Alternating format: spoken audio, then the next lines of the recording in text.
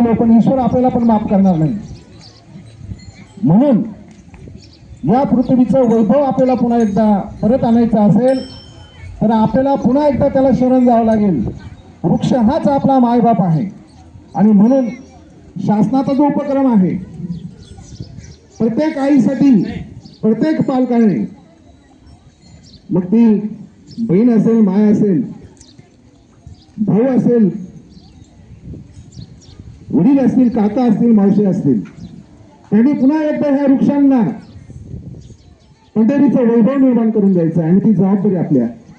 आपण जर काही इथे कमी पडलो हे डोंगर जर का अजून ओसाड पडले वृक्ष अजून जर नष्ट झाले तर भविष्य काळ कठीण आहे। हाच संदेश आम्हाला ह्या आषाढी एकादशीच्या निमित्ताने समस्त बांधवांना